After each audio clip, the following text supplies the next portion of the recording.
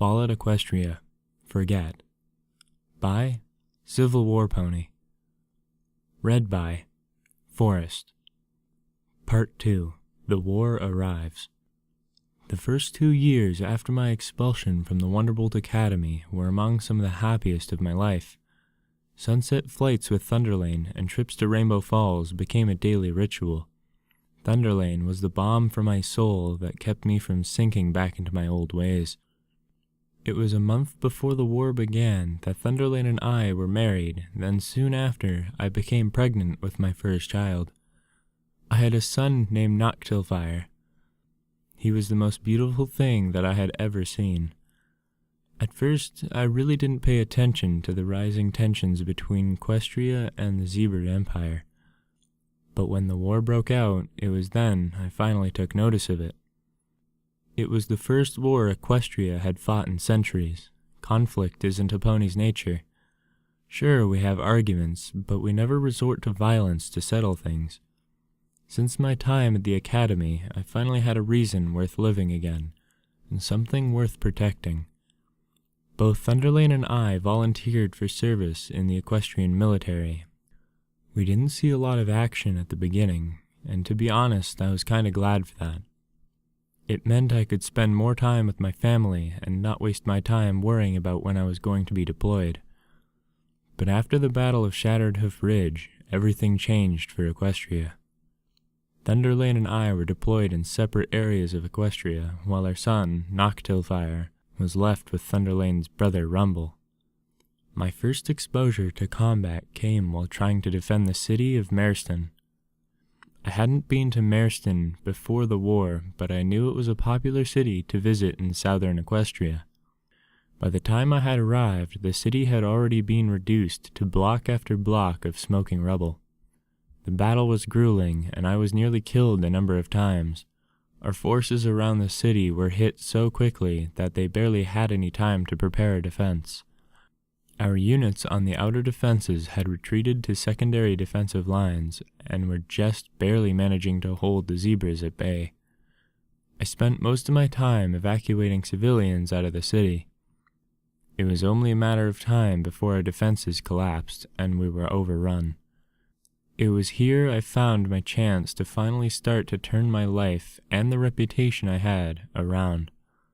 One group of civilians hadn't been evacuated from the outskirts of the city. I could only guess that they didn't wish to leave their home and decided to remain behind. But if we had simply left them to their fate, I had no doubt they would be executed. When my squad landed outside of a small home, an earth pony fired a shot at my hooves as a warning and said, "Don't come any closer. We ain't leaving." I tried to reason with this crazy pony, but he was adamant that he and his family weren't going to leave their home. Just as my squad started to break down the front door to the home, I could hear over the radio on my barding that the zebras had broken through their lines in this sector and were headed our way. Flying to the roof of the home, I could see the zebras bearing down on our position like a pack of timber wolves. I was able to aim my battle saddle to fire a few shots before a bullet tore through my left wing, snapping the bone in half and leaving it dangling like a broken branch. Another bullet knocked me flat on my back as it tore through my right shoulder. I tumbled backwards off of the roof and wasn't able to move my right forehoof. One of my squad, a Pegasus named Flickerwing, was able to help me get me on my hooves before a bullet passed through his head, splattering his brains all over my face. I wasn't used to seeing some pony's head explode in front of me, or in this case, explode all over me. I was able to place my wounded forehoof in a makeshift sling, and I ordered my squad to carry the unwilling family out of their home before we were all killed. I placed Flickerwing's corpse over my back and tried to fly back to our own lines. Needless to say, it wasn't easy flying with a busted wing, but I somehow managed it. I wanted to ensure that Flickerwing got a decent burial. I didn't want the zebras to string up his corpse like I had seen them do with some of our dead. The Battle of Mareston became even more desperate after I was sent back to Cloudsdale to recover from my wounds. Eventually, I heard that we had lost the city but managed to halt the zebras' advance at great cost. Thunderlane was able to visit me in Cloudsdale at the hospital. I could tell that the war was taking a toll on him. His mane was caked in dirt, while his beautiful eyes were hollow and empty. He looked like he hadn't slept in days, and he told me that he was having nightmares of those he had lost. His unit had been wiped out with the exception of him and another Pegasi, who I was later told had committed suicide due to survivor's guilt. Thunderlane's unit had been transferred to the Marston front after I was wounded and had been ambushed by a large force of zebras while out on a scouting mission. I reached out to comfort him, and I could feel him shaking, then looking up, I could see he was sobbing. Large pearly tears flooded down the sides of his cheeks, and he curled up next to me in bed, just crying. None of the nurses who passed by my bed bothered to remove him from the hospital wing. Instead, one of them was kind enough to draw the curtains around my bed for us to have some privacy. We laid together for what seemed like an eternity, just comforting one another.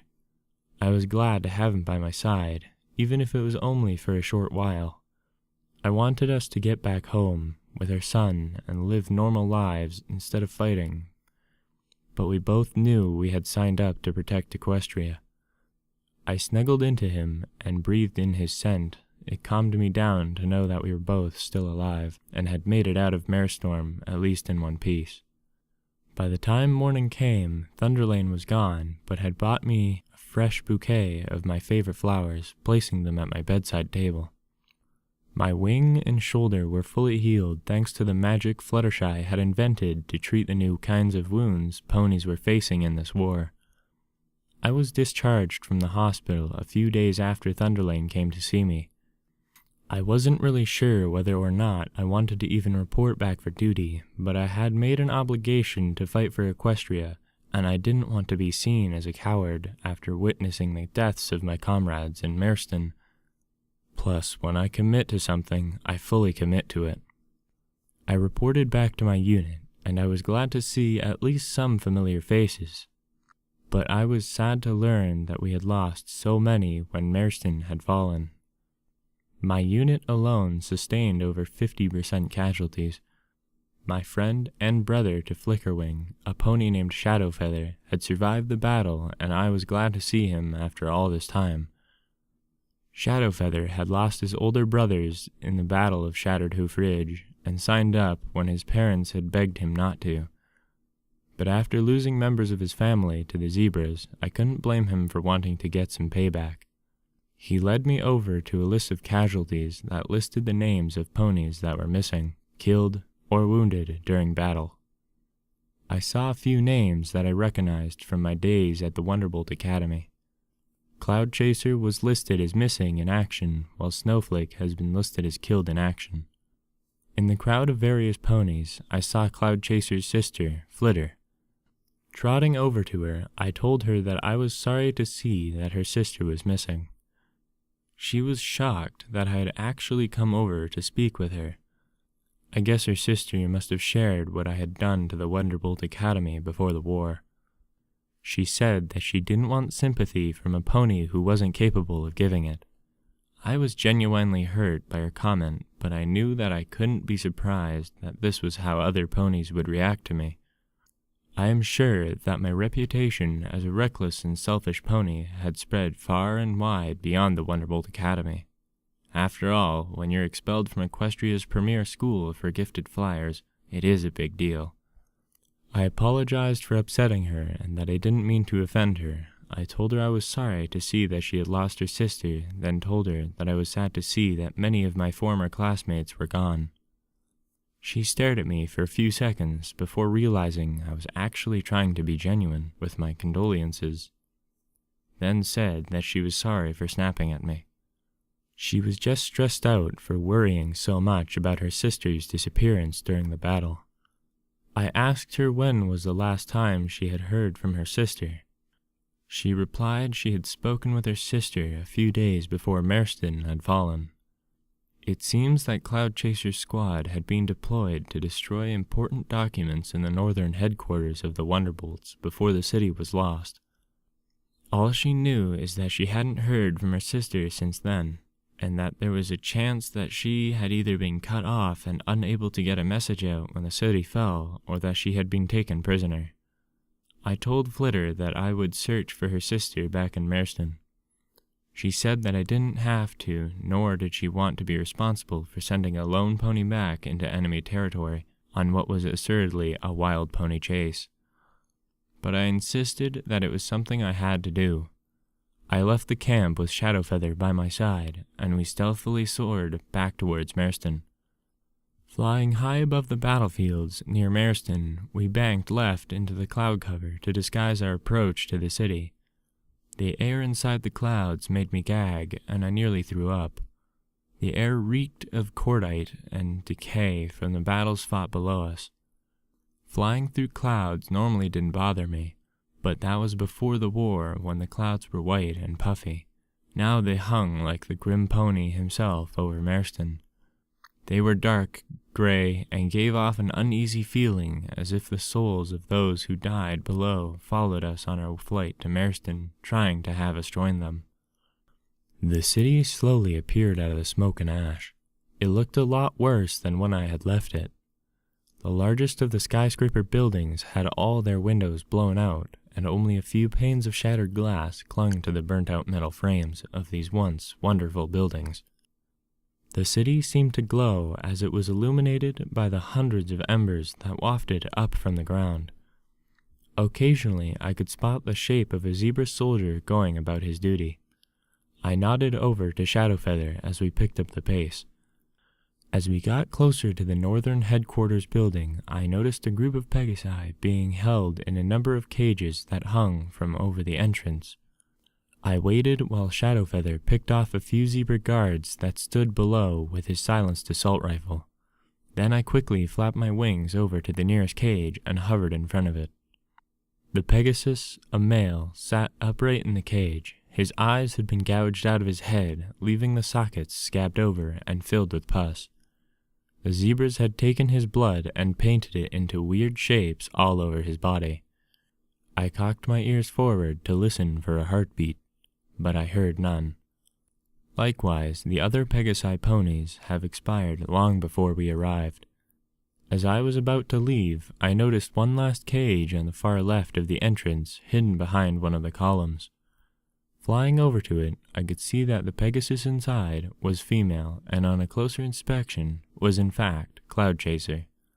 Her gray mane, which she had taken so much pride in arranging into a distinctive mane style, hung over her face. I could barely make out her heartbeat, and when I whispered her name, she started to move. She opened her eyes and blinked listlessly at me. She didn't say a word, but I told her that we had come to rescue her and get her back to her sister Flitter. Upon hearing the name of her sister, she rubbed her leg nervously, and I told her that her sister was alive. She smiled weakly at me as I picked the lock on the cage and opened it. She couldn't fly, as I saw that the zebras had mutilated her wings, which sagged against her back. I gently pulled her out of her cage while Shadowfeather hoisted her arm around his neck. Together we flew Cloudchaser out of Marston and back to her sister. When we touched down at the camp, there was already a crowd as we arrived. Some pony. I didn't know who had found out what I and Shadowfeather were up to, but I could spot a few of the MPs standing by. I quickly became worried that we would be shot as deserters, but when they saw that we had Cloudchaser with us, they backed off. Flitter emerged from the crowd with her eyes beaming with happiness. She rushed over to her sister and pulled her into a big hug. She nuzzled into her sister's neck, saying how worried she had been about her and that she never wanted to be separated from her again. After seeing her sister's wings, Flitter called out for a medic, and one appeared in a flash by Cloudchaser's side. After watching Cloudchaser had been taken away on a stretcher, Flitter turned to me and Shadowfeather. She pulled us both into a hug and thanked us for rescuing her sibling. I told her that it was nothing. I couldn't leave my classmate in the hooves of those zebra thugs. She told me that I had really changed since my time at the Wonderbolt Academy. It was wonderful to hear that my efforts to change were finally starting to be noticed by every pony around me. She let us go, and after she disappeared into the crowd, we were swarmed by what seemed like the entire camp. A group of ponies lifted us up onto their shoulders and called us heroes. I felt my face blush and laughed when I saw that Shadowfeather's face had turned crimson as well. We both laughed as we were carried all throughout the camp as two heroes who had saved a comrade from the clutches of the evil zebras. That night, I think I got some of the best sleep I had gotten in a long while. I was content in knowing that I had helped another be reunited with a member of their family. But there was a part of my mind that wandered back to reading the names on that list. I wondered how many more names would be added to that list as the war dragged on. I couldn't help it when the image of Thunderlane reading my name on the list and then suddenly taking his sidearm, then putting it to his head and squeezing the trigger. I woke up with the sound of that gunshot ringing in my ears and shook my head as I breathed heavily. I knew that Thunderlane was safe and that I was having a stupid dream. I went back to sleep after that and was more determined to spend time with my husband the next time I saw him. End of Chapter 2.